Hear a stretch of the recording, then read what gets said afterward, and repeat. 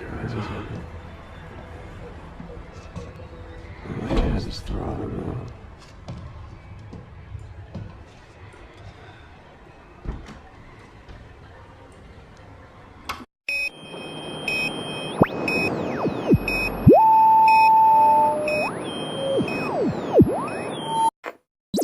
They are selected for many different reasons. Often it is because they are isolated, they don't have a lot of money, friends, or family, and they also tend to be people that are highly intelligent.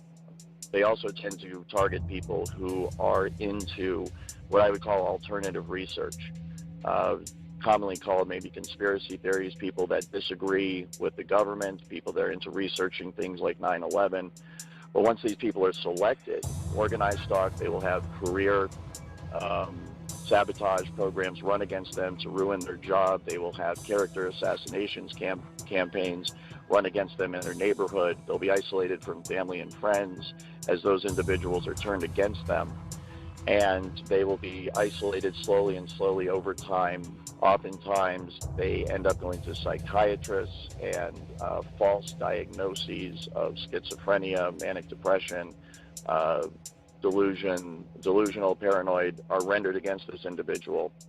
And it turns out that that's a loophole in the law that they are using to take away people's constitutional rights, as once you are deemed mentally unfit to care for yourself, i.e. you're depressed, delusional, paranoid, etc., they use that, the state or the federal government uses that as an excuse to come in and say that they have to care for you.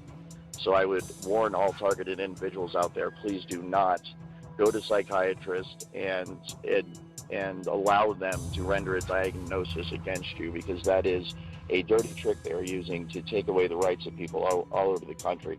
Each individual fits the general profile that I'm describing. So they're highly intelligent, they are able to be isolated by whatever means. They normally have some sort of what I would describe as a free mind. They're people that aren't part of the crowd, so to speak, in the way that they think. They're outsiders. They're what the government would call dissidents or revolutionaries, or people that may be a problem. Some TIs have said that this kind of profile that all TIs fits is empowered individuals. The general profile that I'm describing that fits the targets of this program is something that is generated high up within the program. We're talking at the federal government level. We're talking at the highest levels of this social engineering program, where scientists from all over the country and all over the world, they're looking at someone's genetics, they're looking at someone's cognitive abilities, they're looking at someone's genes, they're looking at someone's DNA, they're looking at people's social situation, they're looking at people's career. Yeah, I think it just shows just how not only out of control this program is, but how completely unchecked the research and development aspect of our national security structure has become. They are completely immune to any oversight, to any consequences, to anything they're doing. And I just could not believe that this research and development part of this program was so advanced and was so widespread, and it was so out in the open. So it's here as well, and there are some other cities. It seems to be adjacent to military bases. I've heard this from a lot of people, and I've noticed it as well. If you have a massive Air Force base near you, Navy as well on the coast, there's a good chance that some aspects of this program are being run at the adjacent military base and is being used on the towns and the people around that base.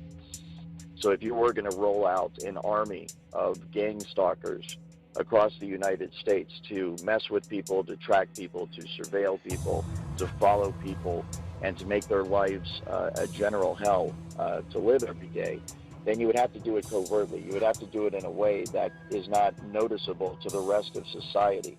And in fact, the tactics that are used by private security companies and gang stalkers at large are specifically designed to avoid detection, not from the targeted individual, but to avoid detection from the general public.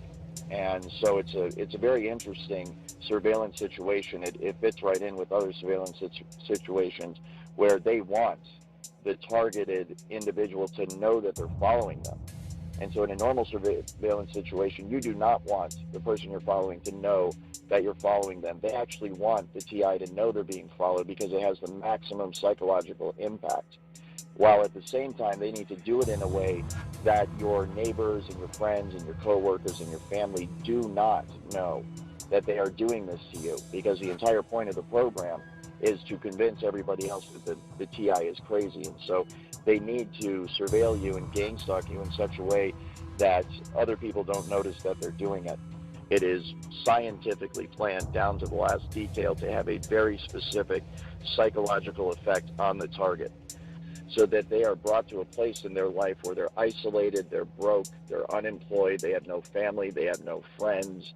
Targeted individuals all over America who are suffering every single day, who are crying out for help, who are curled up in a ball in the corner in their bedroom in horrible physical pain and horrible emotional pain, and know that nobody will help them. Everybody calls them crazy. Everybody says, you know, there's something wrong with them. Friends and family abandon them. Their relationships with their significant others are ruined. Their kids are taken away from them. Keep your eyes open.